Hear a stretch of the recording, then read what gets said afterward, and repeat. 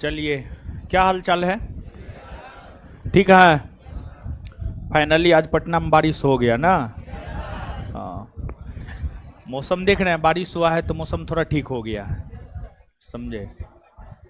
बारिश होना जरूरी है।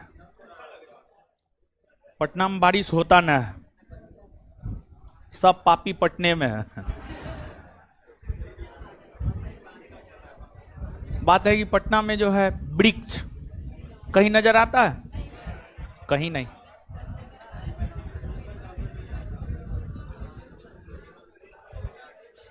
चलिए, तो हम लोग पढ़ रहे थे 1857 के विद्रोह को पढ़ लिए थे। 1857 के विद्रोह के बाद जो अन्य प्रमुख छोटे मोटे विद्रोह थे, जो अन्य प्रमुख छोटे मोटे विद्रोह थे, उन विद्रोहों को हम लोग पढ़ रहे थे। और उसमें जो है लास्ट क्लास में सन्यासी विद्रोह बताए थे। सन्यासी विद्रोह के बाद आपको और क्या क्या बताए थे?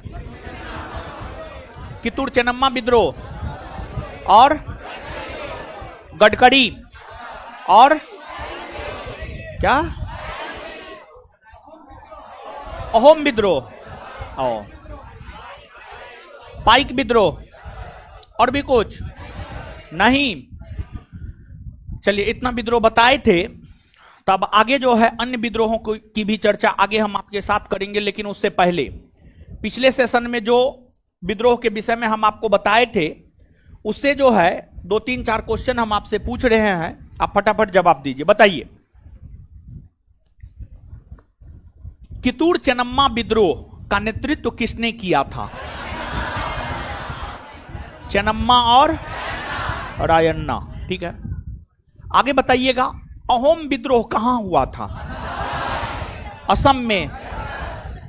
पाइक विद्रोह के नेतृत्वकर्ता कौन थे? बक्सी जगबंधु विद्याधर। सन्यासी विद्रोह की चर्चा किस साहित्य में देखने को मिलती? आनंद मठ में। और सन्यासी विद्रोह कहां हुआ था? कहां हुआ था? बंगाल में ना। चलिए ठीक है, अब यहां से हम लोग आगे बढ़ते हैं। अब आगे समझिएगा। देखिए, आगे हेडिंग मारिएगा आप, नील विद्रोह। नील विद्रोह।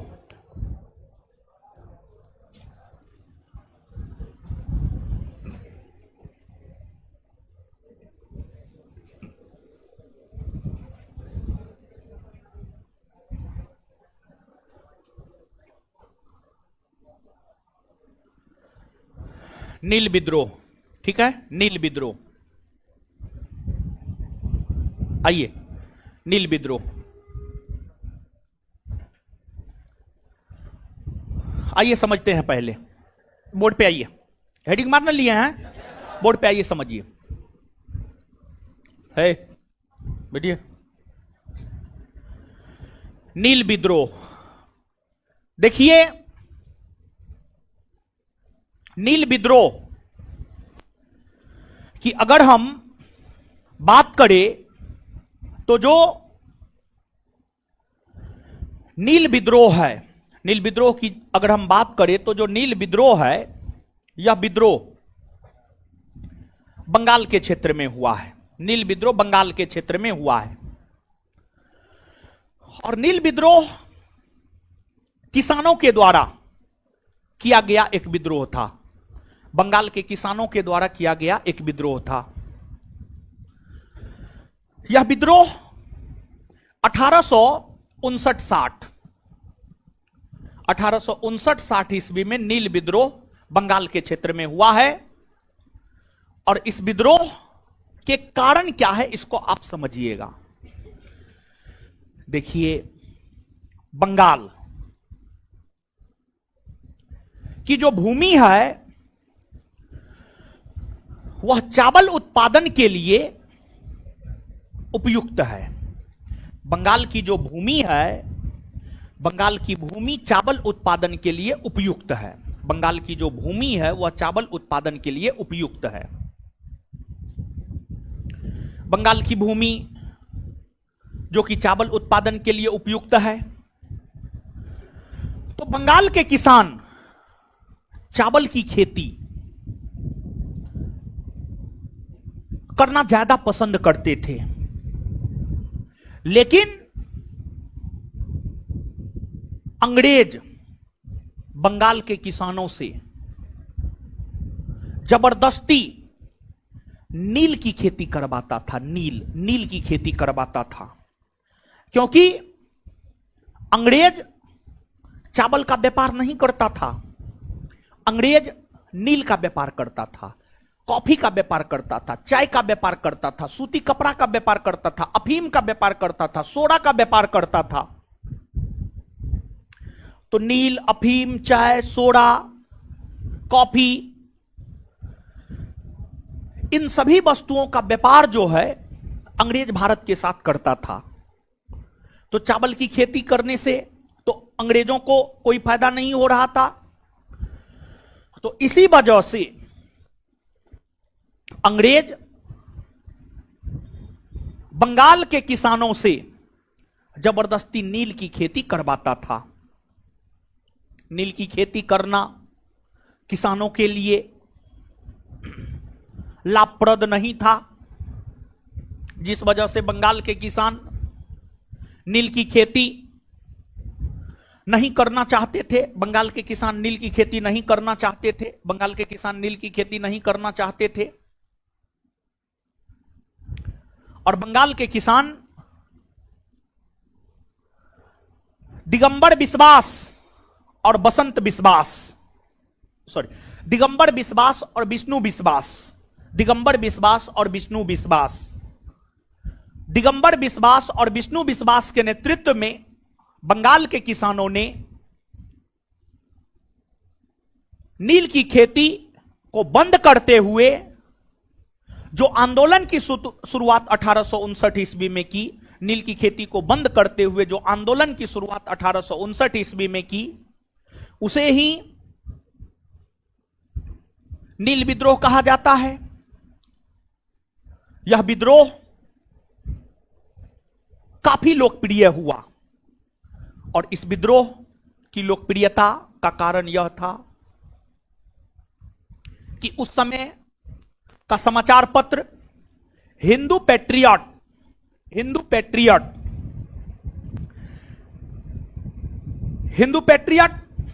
नामक समाचार पत्र की अगर हम बात करें तो जो हिंदू पैट्रियट नामक समाचार पत्र था, हिंदू पैट्रियट नामक समाचार पत्र ने इस विद्रोह का समर्थन किया और बंगाल के सभी किसान एकजुट हो गए, जिस कारण यह विद्रोह काफी व्यापक हो गया। और इस विद्रोह की चर्चा दीनबंधु मित्र ने अपनी रचना नील दर्पण में किया है। दीनबंधु मित्र ने अपनी रचना नील दर्पण में नील विद्रोह की चर्चा की है और इस विद्रोह की व्यापकता को देखते हुए नील आयोग का गठन किया गया और नील आयोग ने अपनी रिपोर्ट में यह कहा कि अगर बंगाल के किसान नील की खेती नहीं करना चाहता है तो वह नील की खेती नहीं करे। उन्हें अगर चावल का खेती करना पसंद है तो वो चावल का ही खेती करे। अर्थात नील विद्रोह नील की खेती को बंद करने और चावल की खेती करने को लेकर हुआ और यह अधिकार बंगाल के किसानों को दिया गया कि बंगाल के किसान नील की खेती नहीं करेंगे बल्कि अब चावल की खेती करेंगे। अर्थात इस प्रकार नील विद्रोह आपको सफल विद्रोह हुआ। और नील विद्रोह का सबसे ज्यादा महत्व इस कारण है, नील विद्रोह की अगर हम लोग बात करें तो नील विद्रोह का महत्व इस कारण है क्योंकि यह भारतीय किसानों के द्वारा किया गया प्रथम विद्रोह था जो कि सफल रहा। यह भारतीय किसानों के द्वारा किया गया प्रथम विद्रोह था जो कि आपको सफल रहा। तो यही वजह है कि नील विद्रोह का काफी ऐतिहासिक महत्व जो है आपको है। अरे क्या हो रहा है जी? डेली ऐसे नहीं होता है क्या? क्या दिक्कत है जी? लाइट में क्या दिक्कत है? काहे आता है करता है?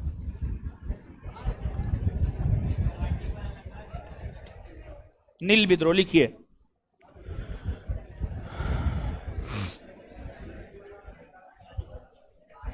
लिखिएगा।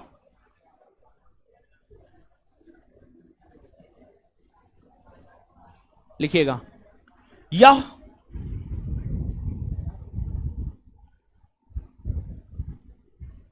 यह विद्रोह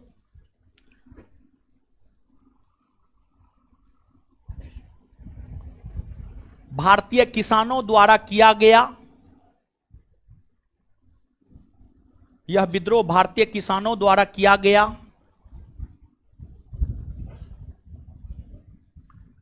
यह विद्रोह भारतीय किसानों द्वारा किया गया प्रथम।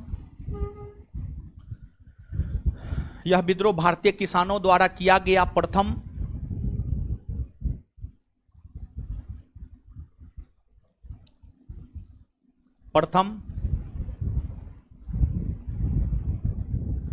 सफल विद्रोह है।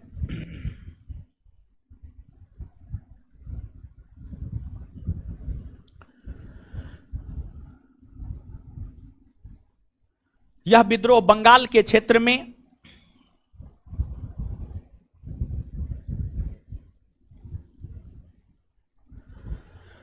यह विद्रोह बंगाल के क्षेत्र में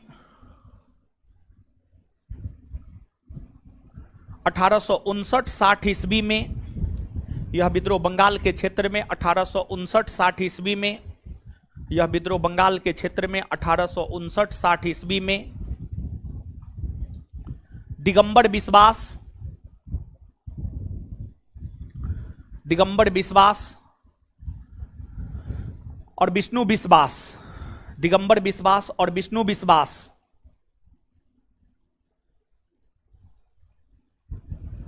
दिगंबर विश्वास और विष्णु विश्वास के नेतृत्व में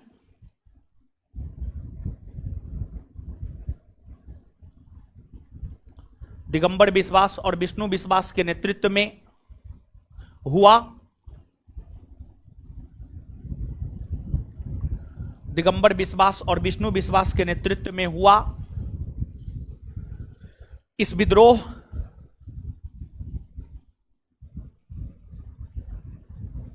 का कारण इस विद्रोह का कारण यह था कि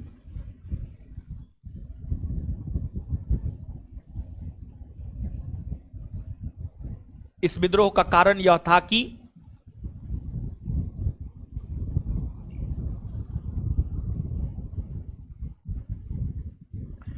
इस विद्रोह का कारण यह था कि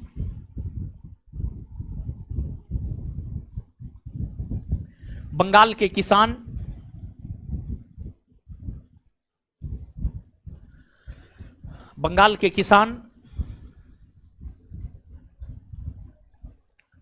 चावल की खेती करना चाहते थे।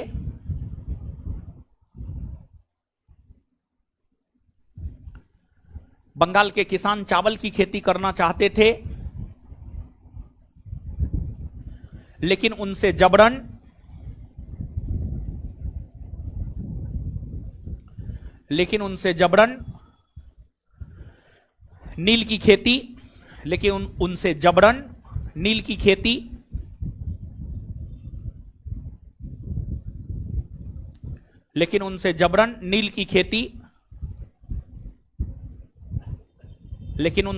नील की खेती करवाई जाती थी।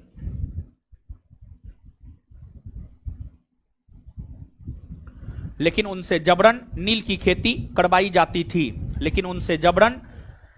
खेती करवाई जाती थी।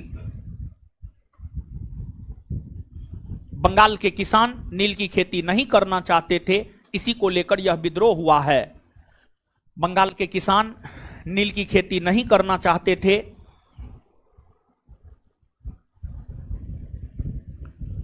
बंगाल के किसान नील की खेती नहीं करना चाहते थे। बंगाल के किसान नील की खेती नहीं करना चाहते थे। बंगाल के किसान नील की खेती नहीं करना चाहते थे, इसी को लेकर यह विद्रोह हुआ है।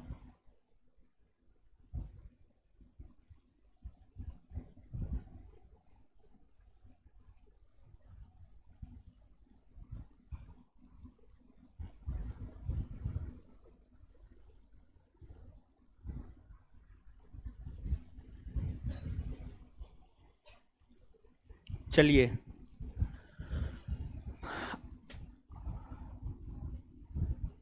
इस विद्रोह के दौरान इस विद्रोह के दौरान इस विद्रोह के दौरान बंगाल के किसानों की एकजुटता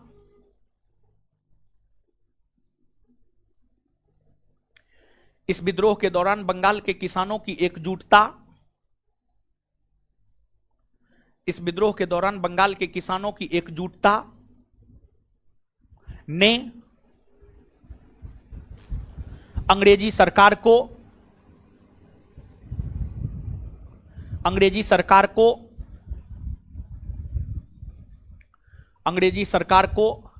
नील आयोग अंग्रेजी सरकार को नील आयोग गठित करने को लेकर अंग्रेजी सरकार को नील आयोग गठित करने को लेकर अंग्रेजी सरकार को नील आयोग गठित करने को लेकर विवश किया।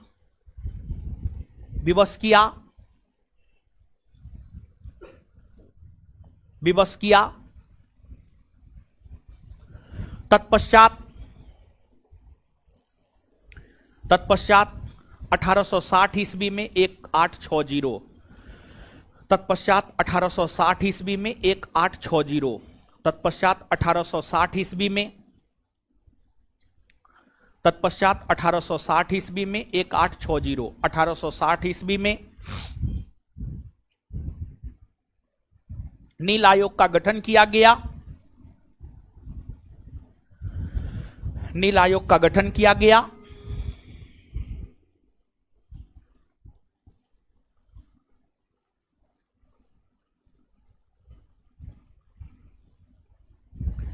इस आयोग ने अपनी सिफारिश में इस आयोग ने अपनी सिफारिश में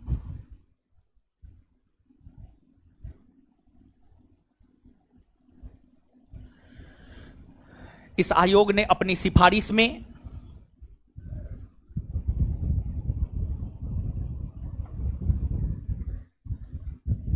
नील की खेती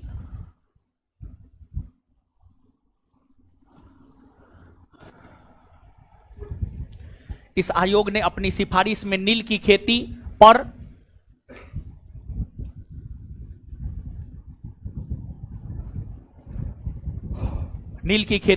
प्रतिबंध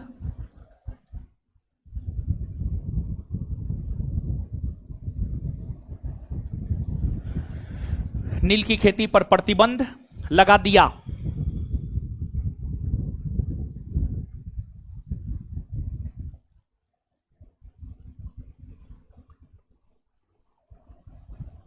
अर्थात यह विद्रोह सफल रहा। अर्थात यह विद्रोह सफल रहा।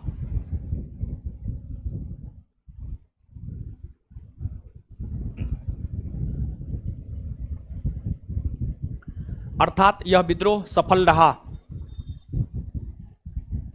चलिए आगे।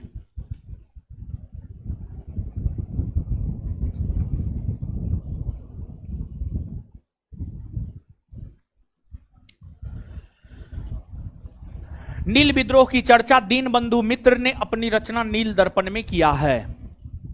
लिख लिए, लिखिएगा अगला स्टार मार के। नील विद्रोह की चर्चा नील विद्रोह की चर्चा नील विद्रोह की चर्चा दीनबंधु मित्र ने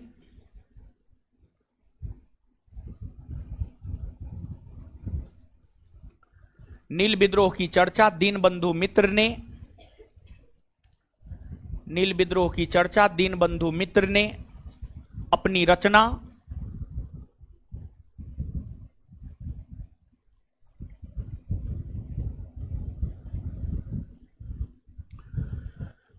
नील विद्रोह की चर्चा दीनबंधु मित्र ने अपनी रचना नील दर्पण में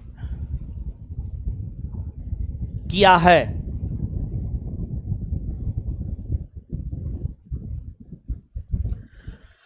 आगे आगे लिखिएगा।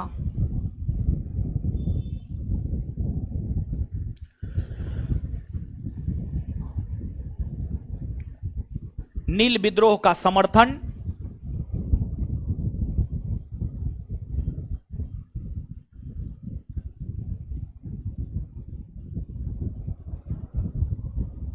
नील विद्रोह का समर्थन हिंदू पैट्रियट, नील विद्रोह का समर्थन हिंदू पैट्रियट, हिंदू पैट्रियट, नील विद्रोह का समर्थन हिंदू पैट्रियट नामक समाचार पत्र ने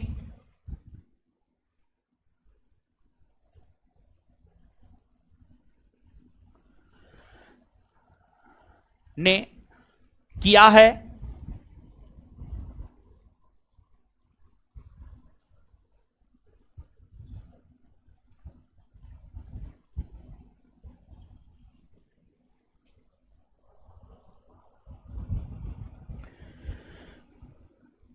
इसके संपादक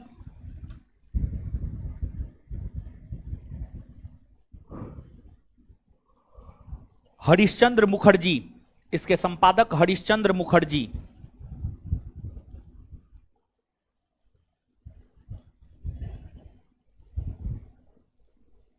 इसके संपादक हरिश्चंद्र मुखर्जी थे।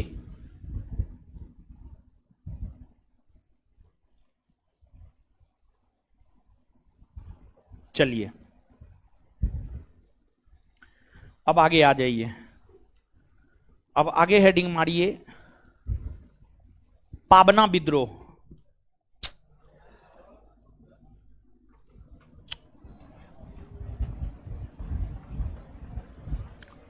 पाबना विद्रोह।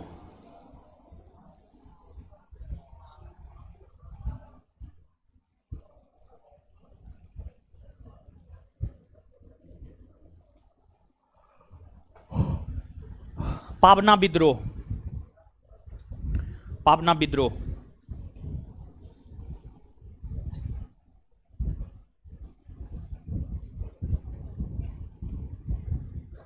पाबना विद्रोह, चलिए आइए पाबना विद्रोह।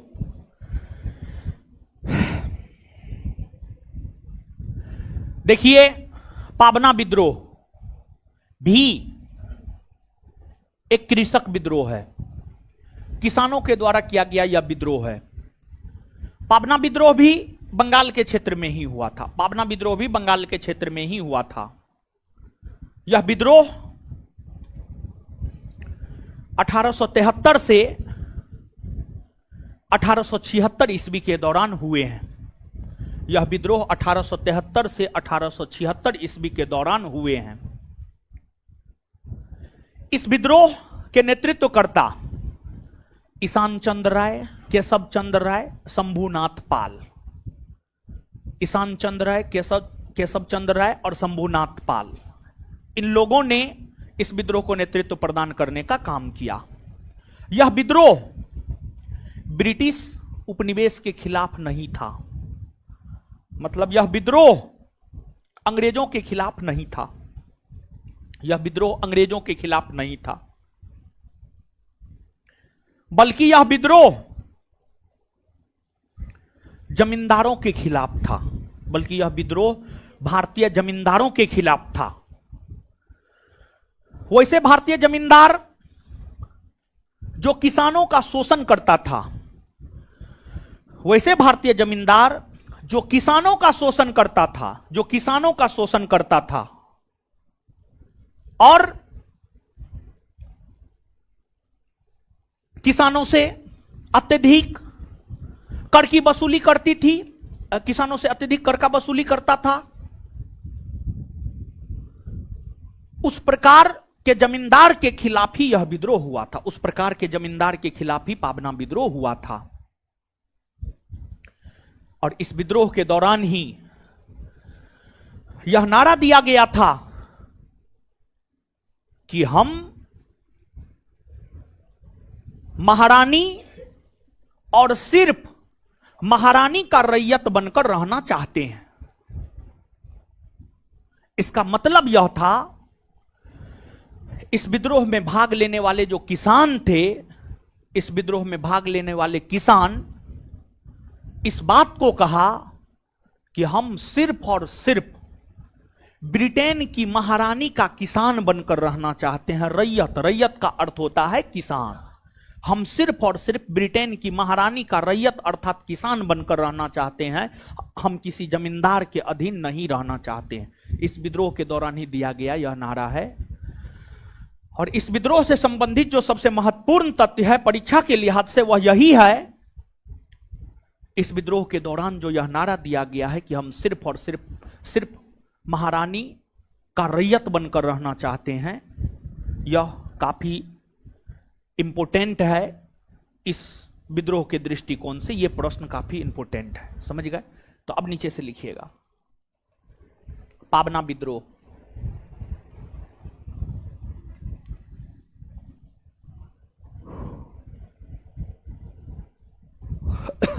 पाबना विद्रोह लिखिएगा। यह विद्रोह बंगाल के क्षेत्र में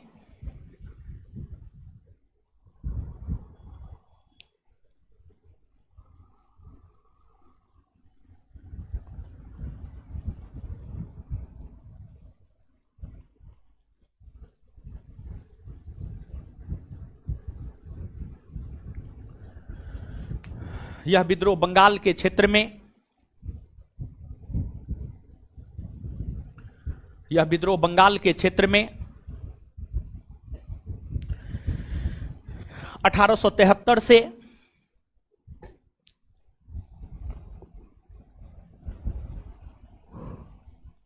1876 ईस्वी के दौरान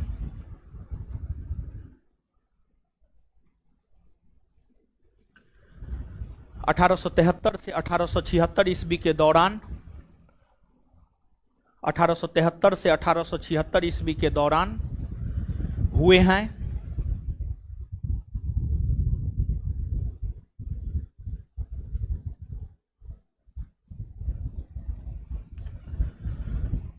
यह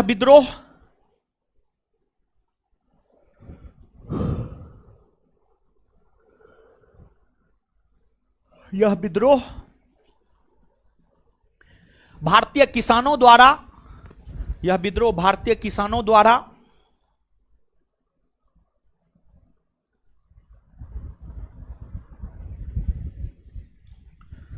यह विद्रोह भारतीय किसानों द्वारा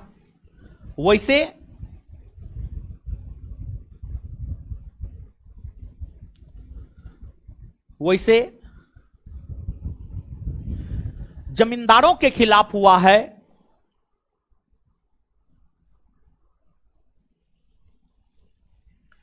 वैसे जमींदारों के खिलाफ हुआ है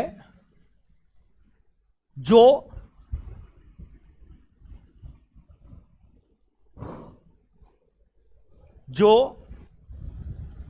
किसानों का शोषण किया करता था।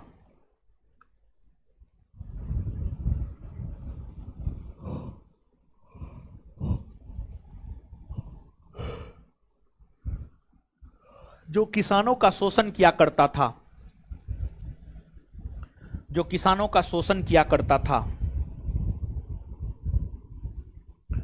जो किसानों का शोषण किया करता था, जो किसानों का शोषण किया करता था। इस विद्रोह के नेतृत्वकर्ता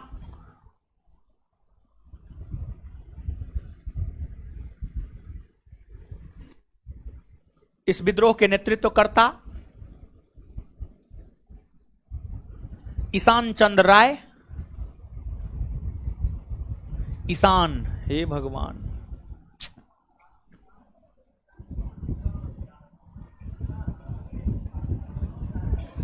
ईशान चंद्र राय, इस विद्रोह के नेतृत्वकर्ता ईशान, किसान लिख रहे हैं, आय महाराज, नहीं सही नहीं सुनाई दे रहा है, कान खराब हो गया है, कान में जो है सरसों तो ले करके, और उसमें एक होता है जिसमें दोनों तरफ रुई लगा हुआ हो तो उसको क्या कहा जाता है? स्टिक कह सकते हैं उसको। तो आज जो है रात में जो है ना, दोनों कान में आप तेल ले लीजिएगा, गरम तेल है महाराज। कान खराब हो जाएगा, गरम तेल मत लीजिएगा महाराज, झूठ बोल रहा है इसे, पागल है, मार दीजिएगा आप लोग को।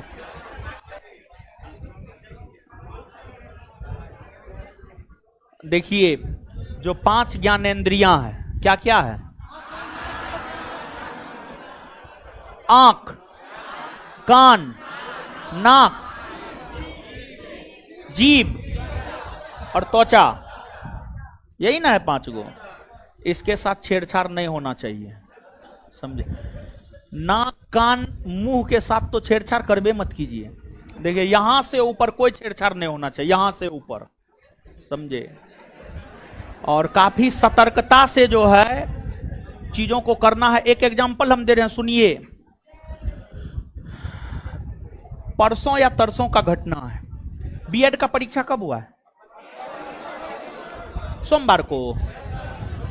बीएड का परीक्षा सोमवार को हुआ है। सुनिए, बता रहे हैं, सुनिए, हल्ला मत है। मंगलवार को, हाँ मंगलवार की घटना हम बता रहे हैं, सुनिए। देखिए, एक लड़का था, उसका नाम था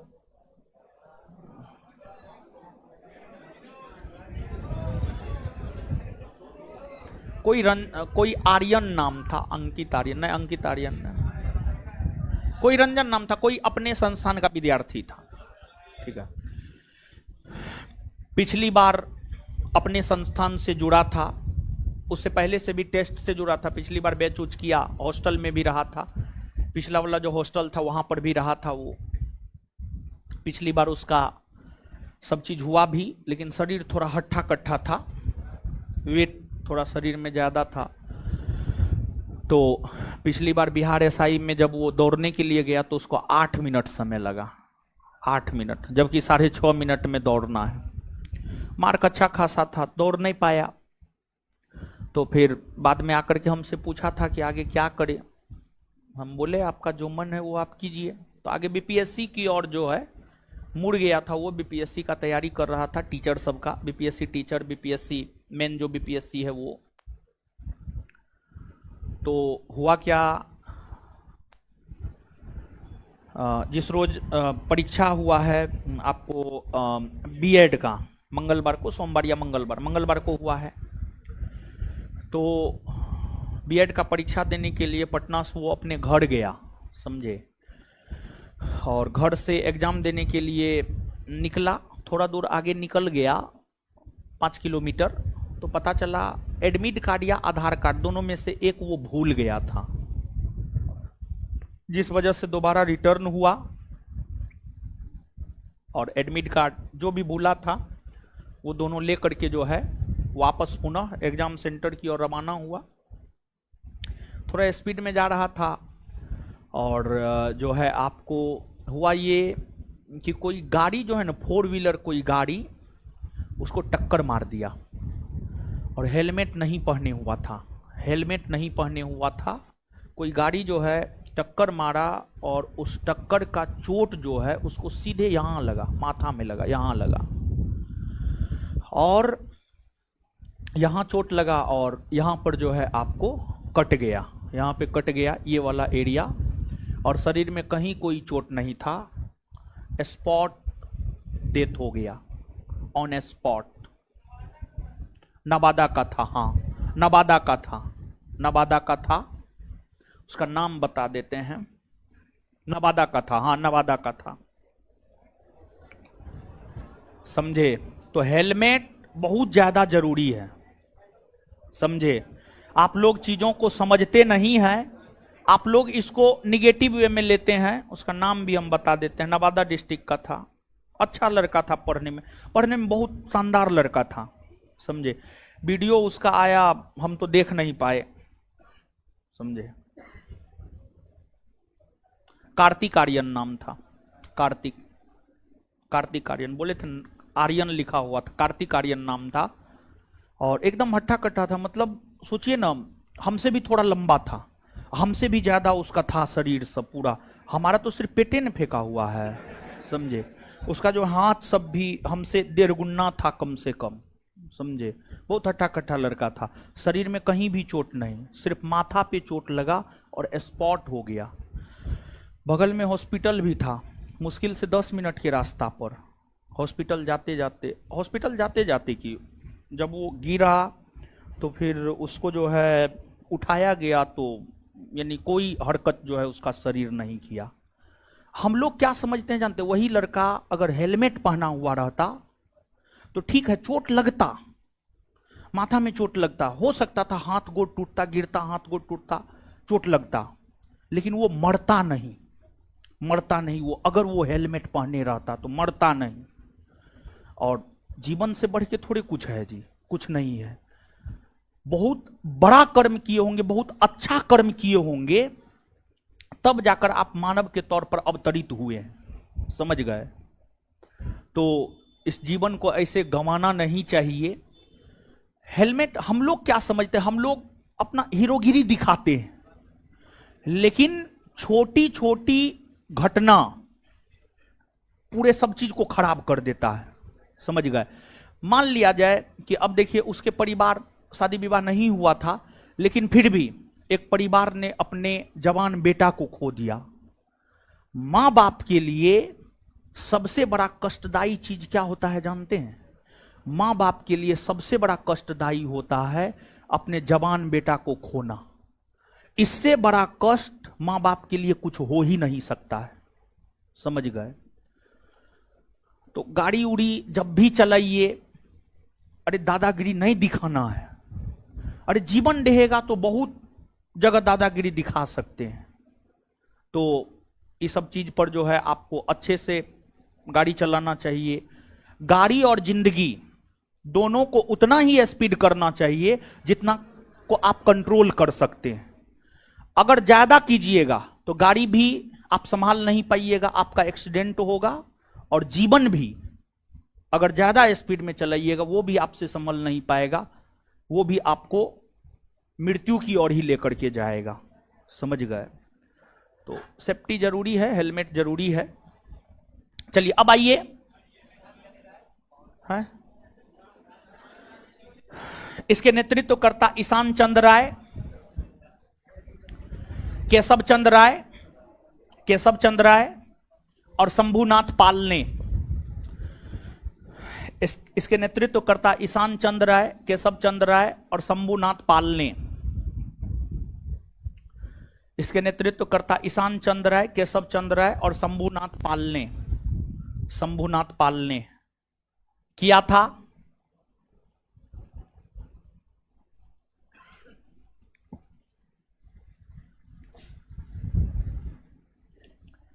इस विद्रोह के दौरान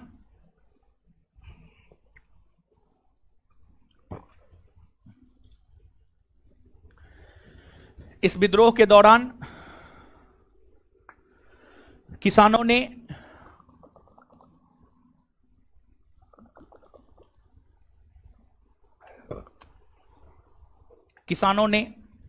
यह नारा दिया कि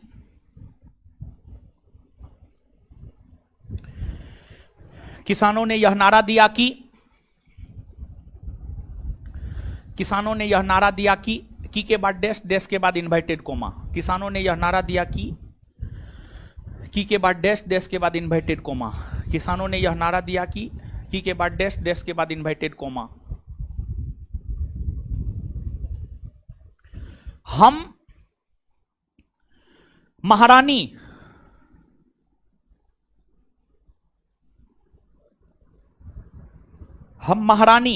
और सिर्फ महारानी, हम महारानी और सिर्फ महारानी का रैयत बनकर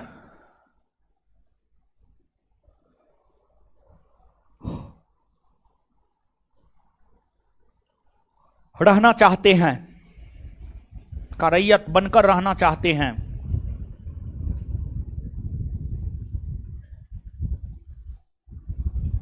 चलिए, पाबना विद्रोह के बाद आगे हेडिंग मारिए संथाल विद्रोह।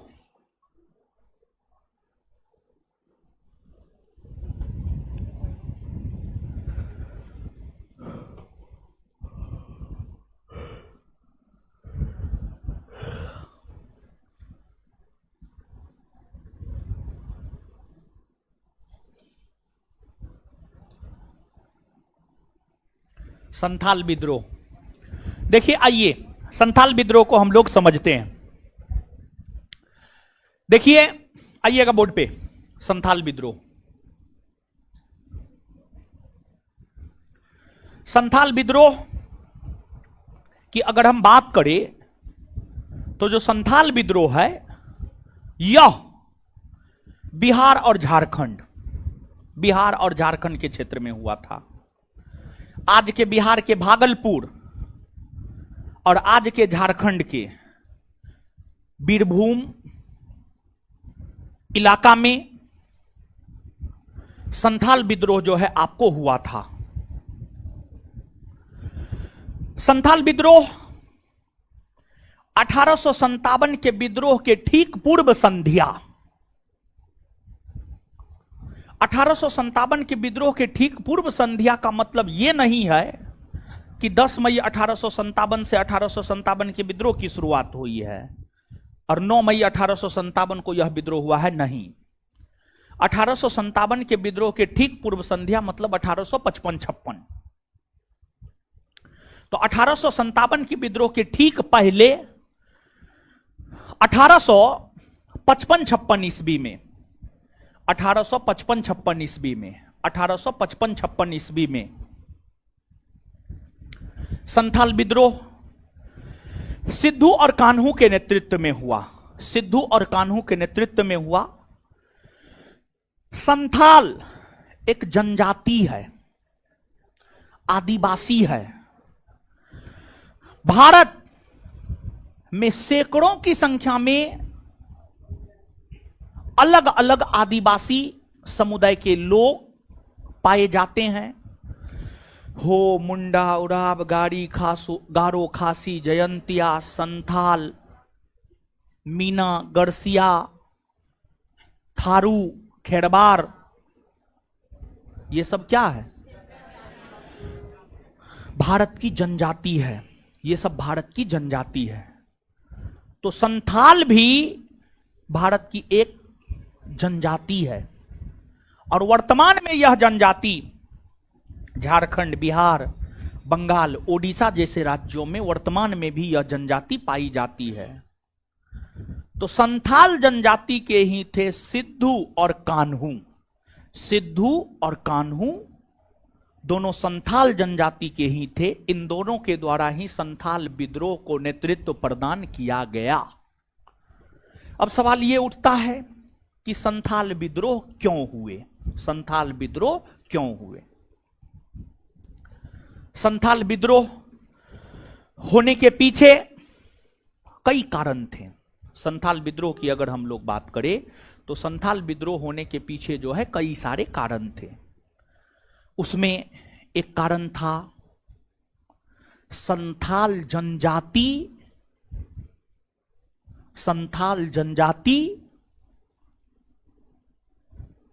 का शोषण किया जाना, संथाल जनजाति को उनके भूमि से बेदखल किया जाना। मतलब बेदखल किया जाना मतलब उसको उसकी भूमि से हटा दिया जाना। संथाल जनजाति की महिलाओं के साथ अंग्रेजों के द्वारा अभद्रता किया जाना। जमींदारों द्वारा संथाल जनजातियों का अत्यधिक शोषण किया जाना। ये सभी संथाल विद्रोह के कारण बने और संथाल विद्रोह का स्वरूप काफी शक्तिशाली था। संथाल विद्रोह का स्वरूप काफी शक्तिशाली था। संथाल विद्रोह का स्वरूप काफी शक्तिशाली था। क्यों कह सकते हैं? इसलिए कह सकते हैं क्योंकि इस जनजाति के लोगों ने अंग्रेजी सेना का प्रखरता से सामना किया और इस विद्रोह के दौरान पुलिस स्टेशन, रेलवे स्टेशन, डाकघर, इस सबको उड़ा दिया गया या आगजनी कर दी गई। उड़ा दिया गया या आगजनी कर दी गई। तो जो संथाल विद्रोह था काफी शक्तिशाली और व्यापक विद्रोह था। संथाल विद्रोह काफी शक्तिशाली और व्यापक विद्रोह था। संथाल विद्रोह इस विद्रोह के व्यापक स्वरूप को देखते हुए एक बड़ी और प्रशिक्षित सेना इस विद्रोह को दबाने के लिए आया इस क्षेत्र में, और अंग्रेज सेनापति लॉयड और ब्राउन के नेतृत्व में, अंग्रेज सेनापति ब्राउन और लॉयड के नेतृत्व में इस विद्रोह को दबा दिया गया।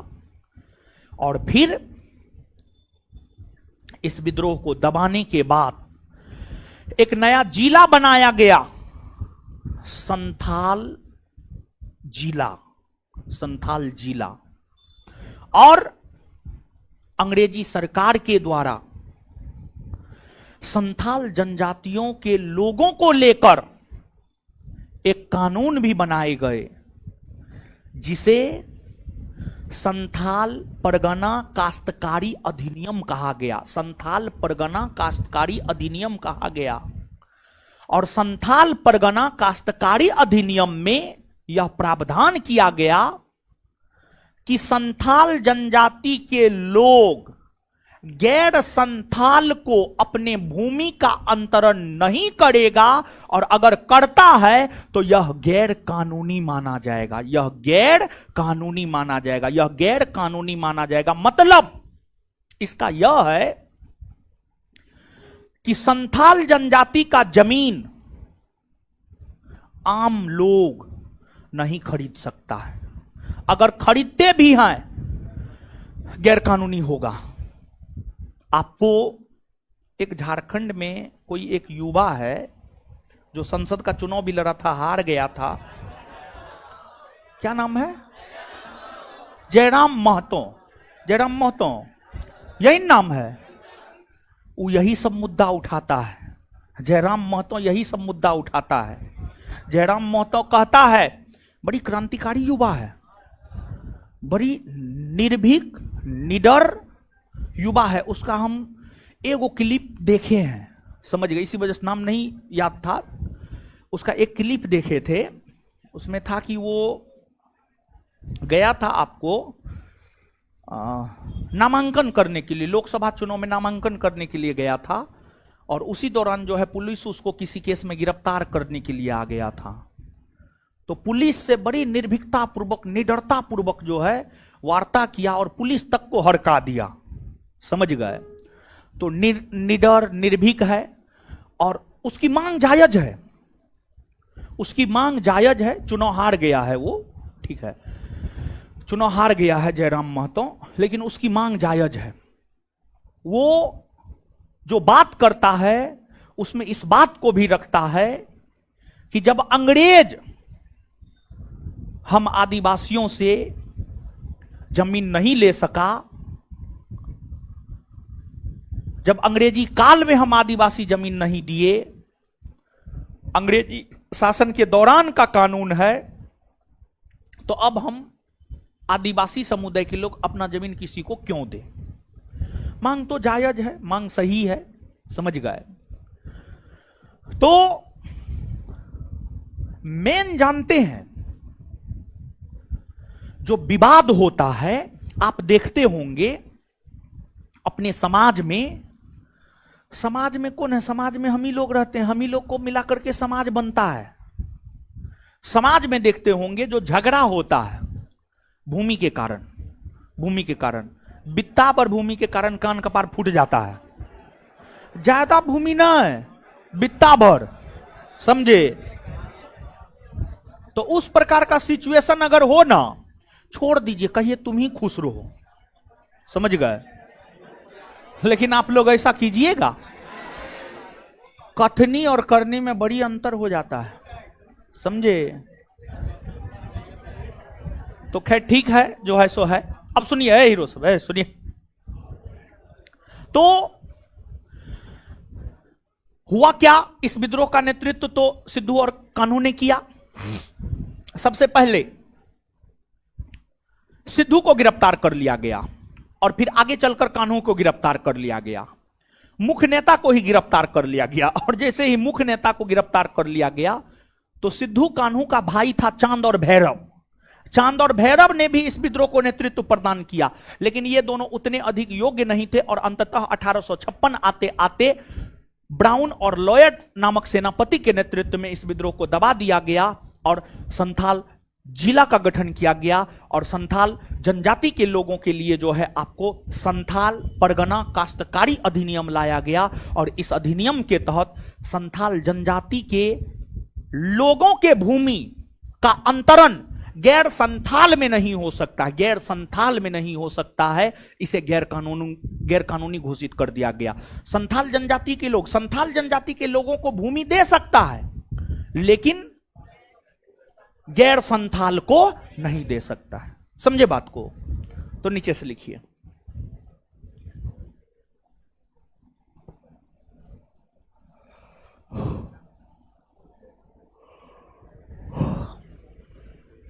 संथाल विद्रोह,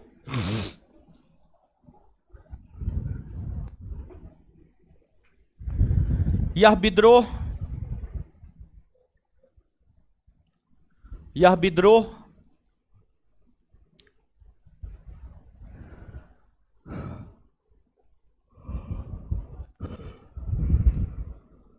यह विद्रोह 1857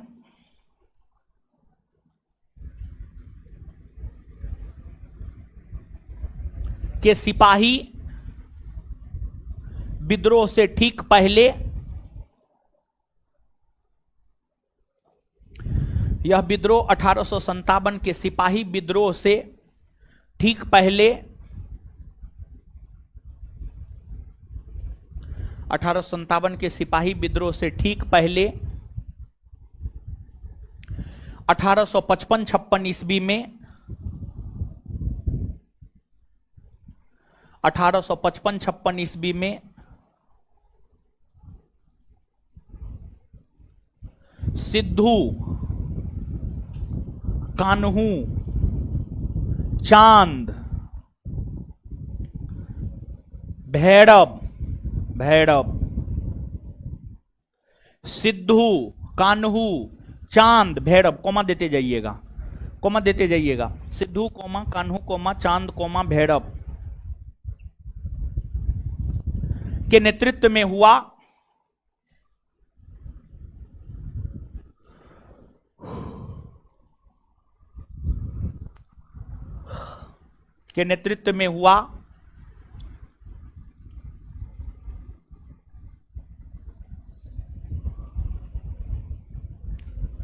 इस विद्रोह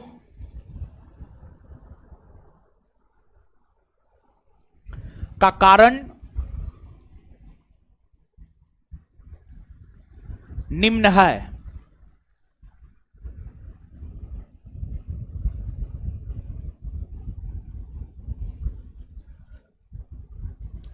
इस विद्रोह का कारण निम्न है। एक नंबर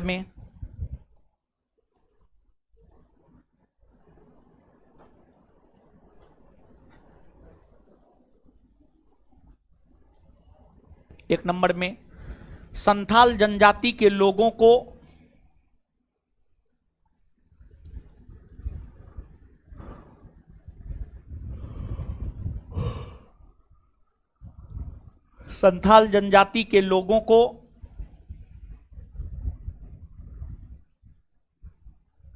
उसके अपनी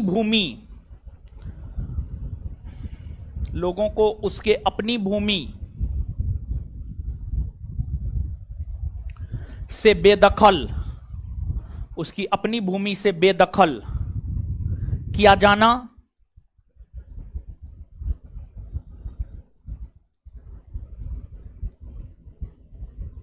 दो नंबर में अंग्रेजों द्वारा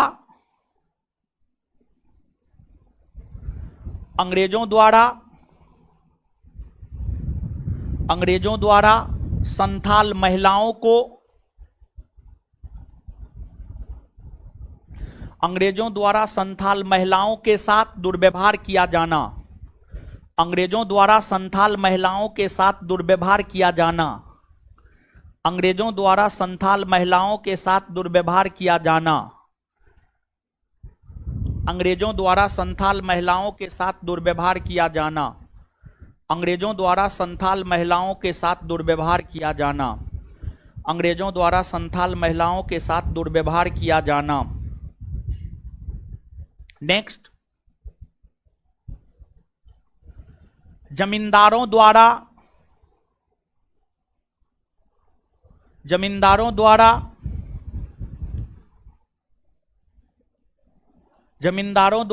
संथाल जनजाति के लोगों का अत्यधिक शोषण किया जाना।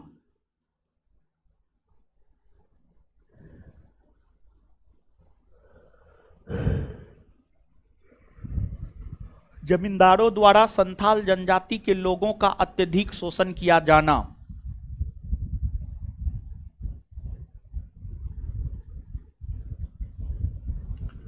जमींदारों द्वारा संथाल जनजाति के लोगों का अत्यधिक शोषण किया जाना। अब नीचे से लिखिएगा, इस विद्रोह का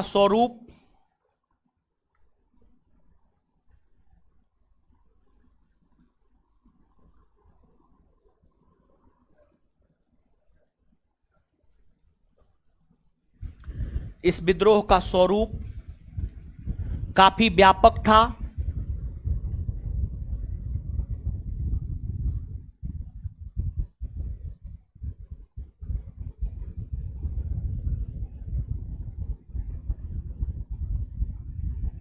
इस विद्रोह का स्वरूप काफी व्यापक था।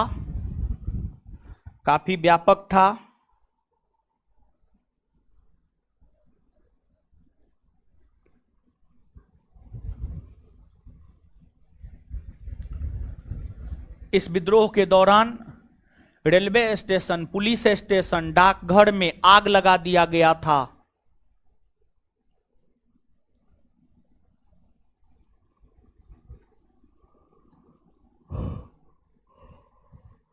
इस विद्रोह के दौरान रेलवे स्टेशन, पुलिस स्टेशन,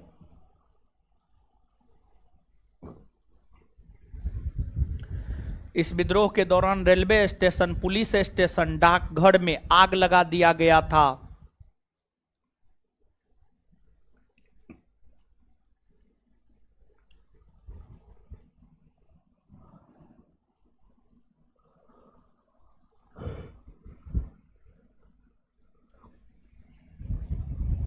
लेकिन आगे चलकर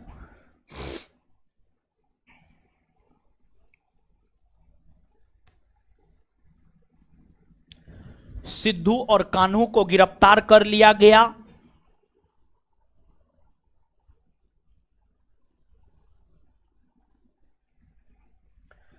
सिद्धू और कान्हू को गिरफ्तार कर लिया गया, जिस कारण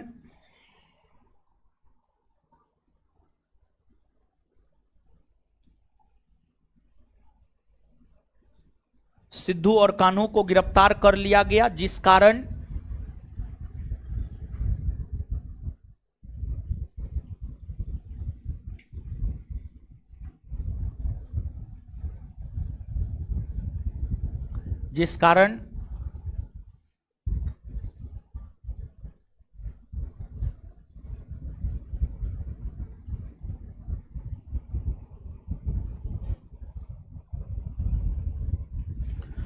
इस विद्रोह की गति मंद पड़ गई।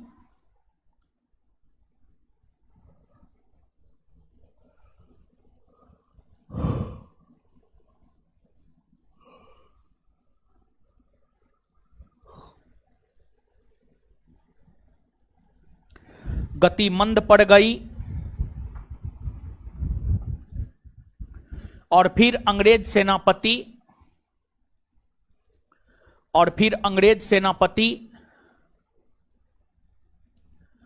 लॉयड और ब्राउन के नेतृत्व में, और फिर अंग्रेज सेनापति लॉयड, बोर्ड पे लिख रहे हैं, अंग्रेज सेनापति लॉयड और ब्राउन के नेतृत्व में लॉयड और ब्राउन के नेतृत्व में, बोर्ड पे लिखे हैं यहां पर, और फिर अंग्रेज सेनापति लॉयड और ब्राउन के नेतृत्व में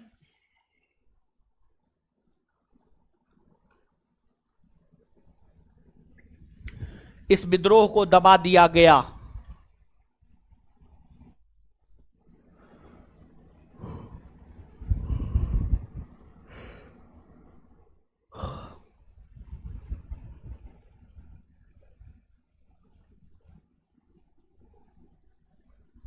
नेक्स्ट पॉइंट, अगला पॉइंट लिखिएगा। अंग्रेजी सरकार ने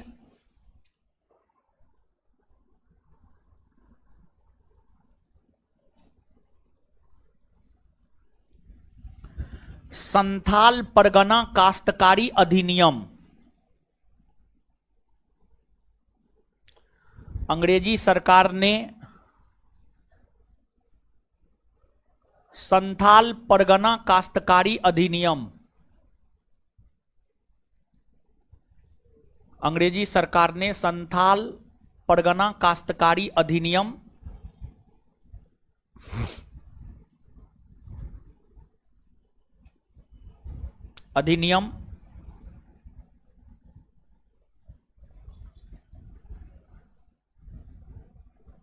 को पारित किया।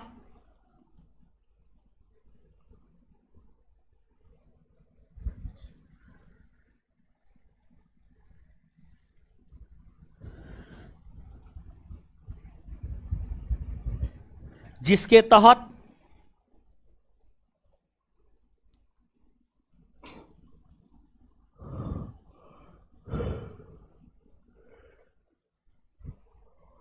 तहत यह प्रावधान किया गया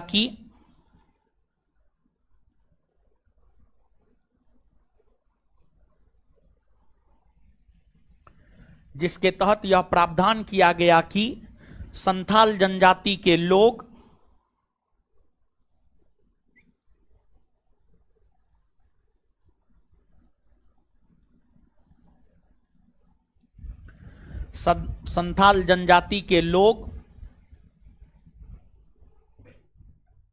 गैर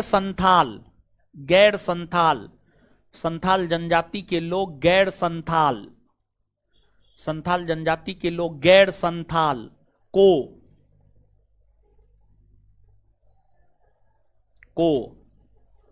भूमि का अंतरण नहीं कर सकते हैं।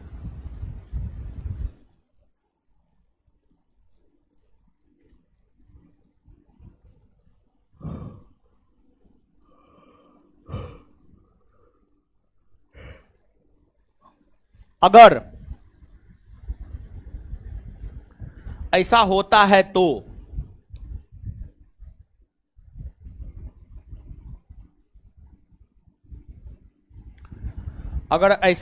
है तो यह गैर कानूनी माना जाएगा।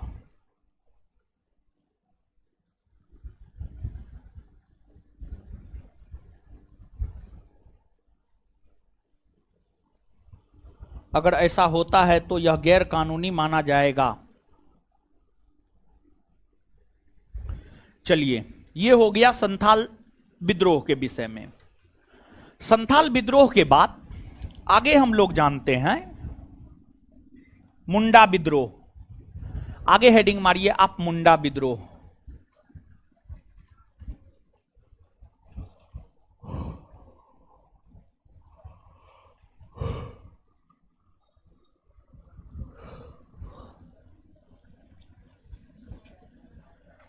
हेडिंग मारिए मुंडा विद्रोह।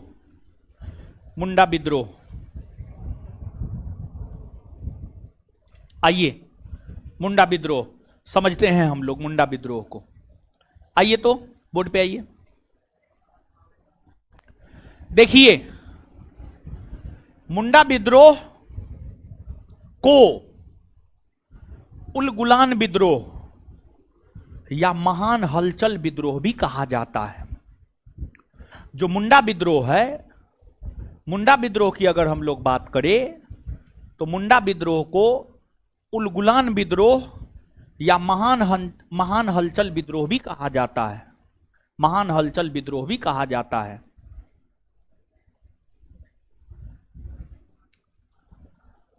अब आप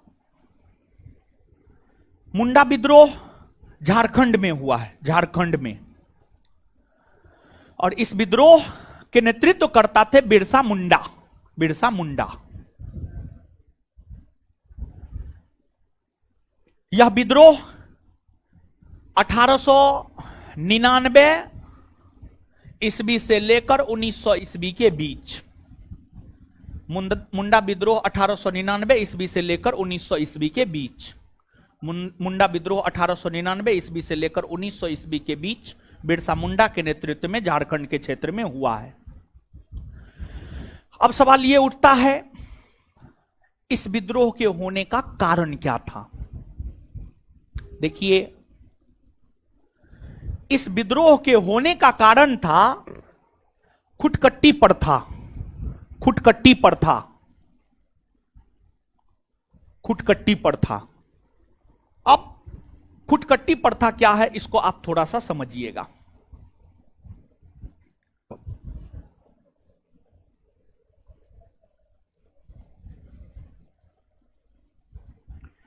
इस विद्रोह के होने का कारण था खुटकट्टी प्रथा।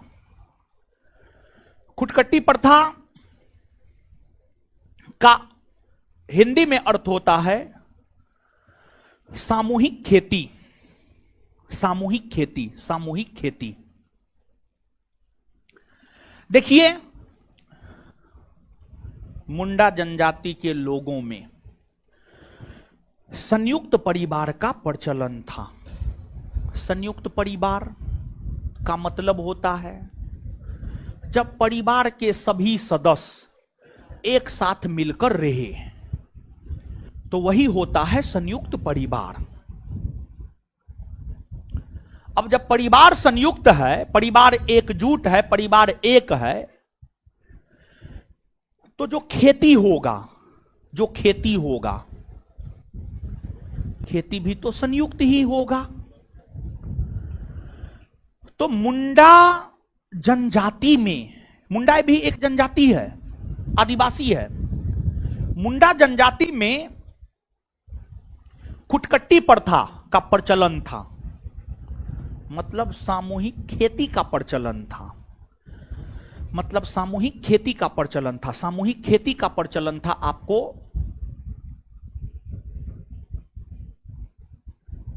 मुंडा जनजाति में। तो इस प्रथा के वजह से अंग्रेजों को राजस्व में घाटा होता था। राजस्व में घाटा होता था। खुटकट्टी प्रथा के वजह से अंग्रेजों को राजस्व में जो घाटा होता था, इसी वजह से अंग्रेजों ने खुटकट्टी प्रथा को समाप्त कर दिया, सामूहिक खेती की व्यवस्था को समाप्त कर दिया। यही घटना मुंडा विद्रोह का कारण बना और इसी वजह से मुंडा विद्रोह हुए। और इस विद्रोह में पुरुष के साथ साथ महिलाओं ने भी अपना अहम योगदान देने का काम की। यह विद्रोह अगर देखा जाए तो इस विद्रोह ने बिरसा मुंडा को आदिवासियों के लिए भगवान बना दिया। बिरसा मुंडा को आदिवासियों के लिए भगवान बना दिया। उन्हें धरती आबा भी कहा जाता है। और उनके इस विद्रोह के वजह से ही, उनके इस विद्रोह के वजह से ही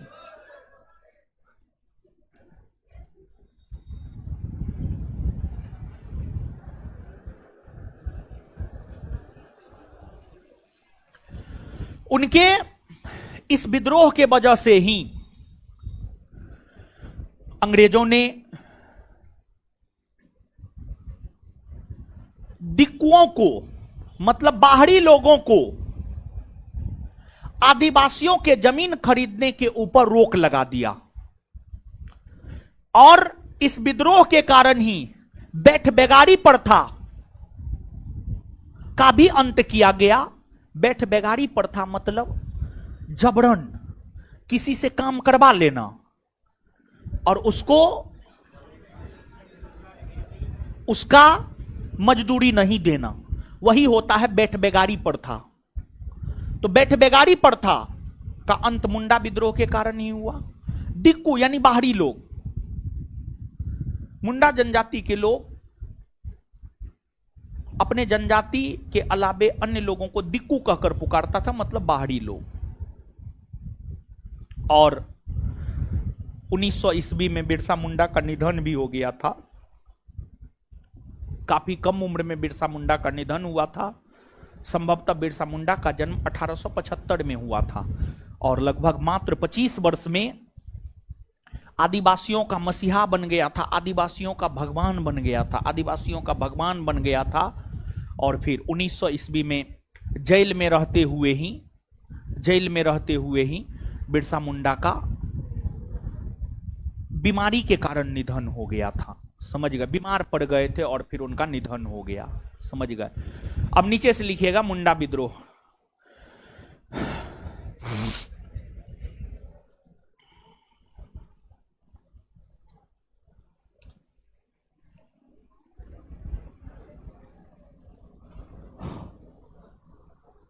यह विद्रोह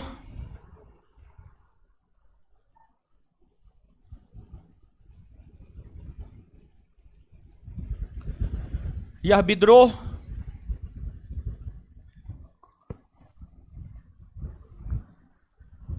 यह विद्रोह यह विद्रोह झारखंड के क्षेत्र में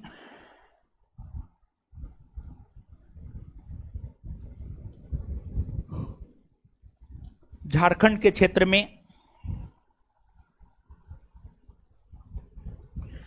1899 ईस्वी से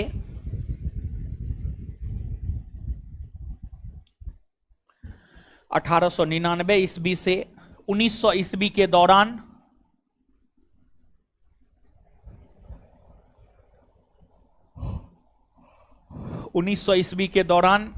बिरसा मुंडा के नेतृत्व में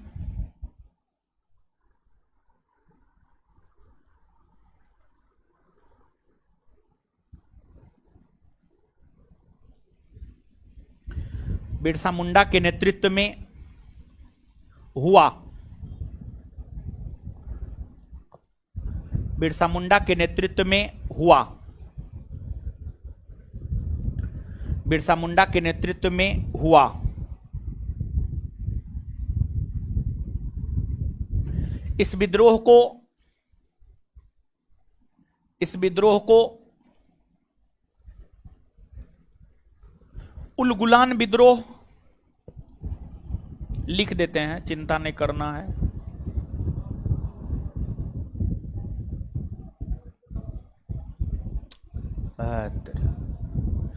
इस विद्रोह को उलगुलान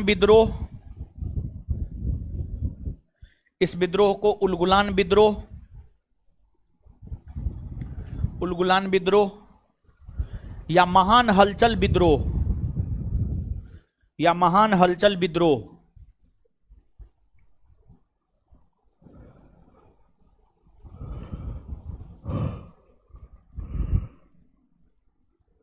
भी कहा जाता है। महान हलचल विद्रोह भी कहा जाता है।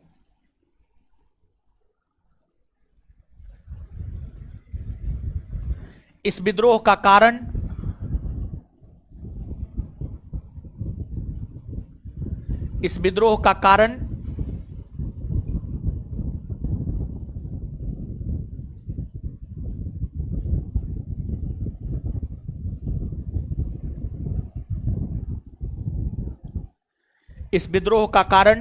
खुटकट्टी प्रथा।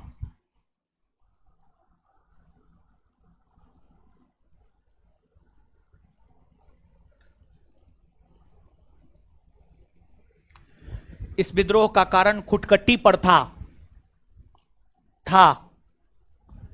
एक मिनट, खुटकट्टी प्रथा यानी सामूहिक खेती।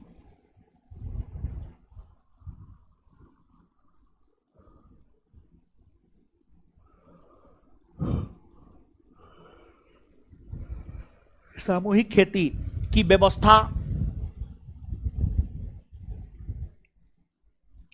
सामूहिक खेती की व्यवस्था था।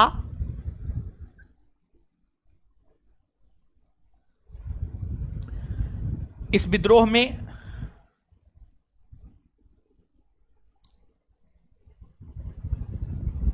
विद्रोह में महिलाओं ने भी भाग ली। इस विद्रोह में महिलाओं ने भी भाग ली।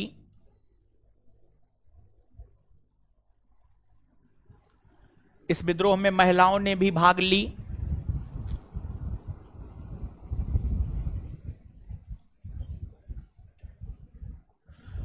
ईस्वी में बिरसा मुंडा का जेल में रहते हुए ही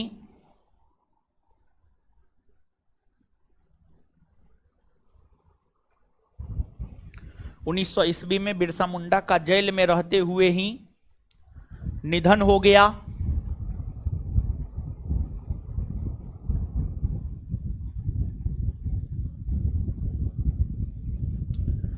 निधन हो गया।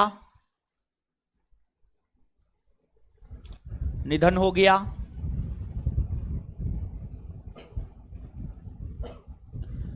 इस विद्रोह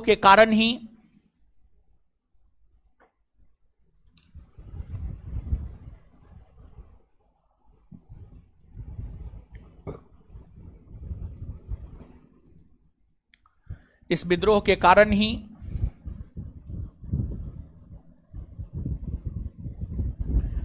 बैठ बेगारी प्रथा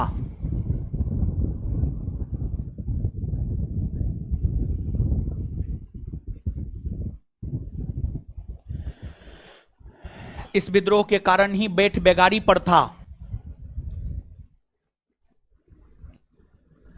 इस विद्रोह के कारण ही बैठ बेगारी प्रथा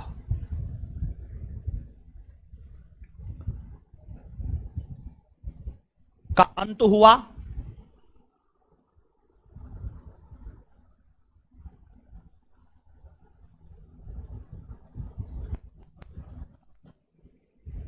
फुल स्टॉप। उसी में जबरन मजदूरी करवाकर जबरन मजदूरों से मजदूरी करवाकर जबरन मजदूरों से काम करवाकर उसका मजदूरी नहीं देना। जबरन मजदूरों से काम करवाकर जबरन मजदूरों से काम करवाकर उसका मजदूरी नहीं देना। जबरन मजदूरों से काम करवाकर उसका मजदूरी नहीं देना ही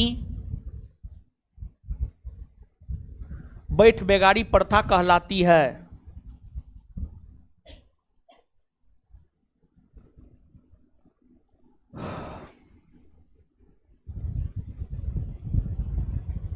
चलिए, जितना समझाए हैं लिखाए हैं पढ़िए तो।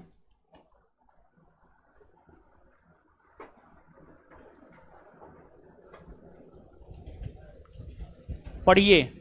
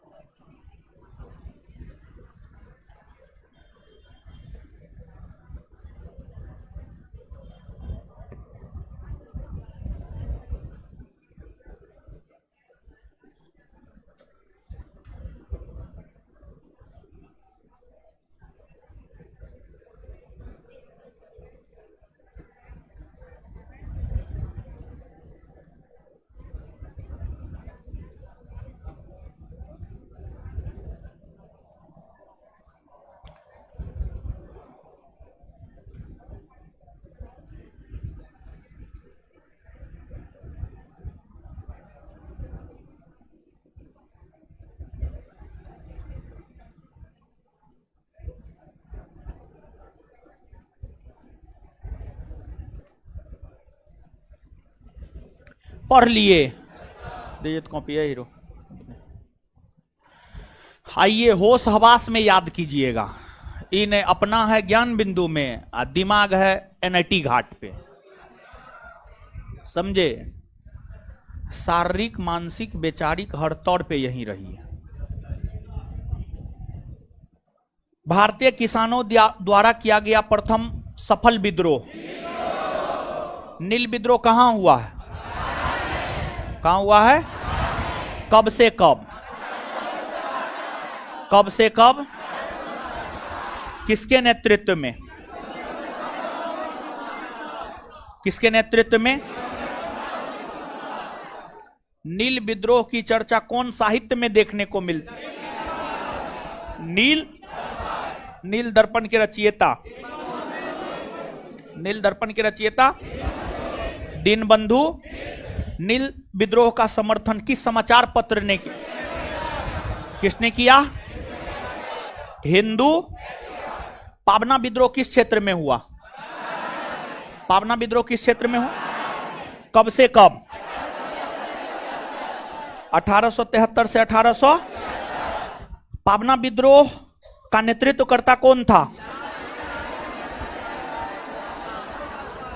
किस विद्रोह के दौरान किसानों ने यह नारा दिया, हम महारानी और सिर्फ महारानी का रैयत बनकर रहना चाहते हैं? आए? संथाल विद्रोह कब हुआ है? कब हुआ है? इसके नेतृत्व करता संथाल विद्रोह को किसने दबाया? लॉयड और ब्राउन। संथाल विद्रोह को किसने दबाया? मुंडा विद्रोह कहां हुआ है? मुंडा विद्रोह किसके नेतृत्व में? मुंडा विद्रोह को और किस किस नाम से जाना जाता है? उलगुलान विद्रोह और महान हलचल विद्रोह। मुंडा विद्रोह को और किस किस नाम से जाना जाता है? उलगुलान विद्रोह और महान। मुंडा विद्रोह का कारण कौन सी प्रथा थी? खुटकट्टी प्रथा। क्लियर है? इतना याद हो न गया? चलिए, धन्यवाद सभी लोगों का। इससे आगे अगले क्लास में मिलेंगे, हमको निकलने दीजिए, तब आप लोग निकलिएगा।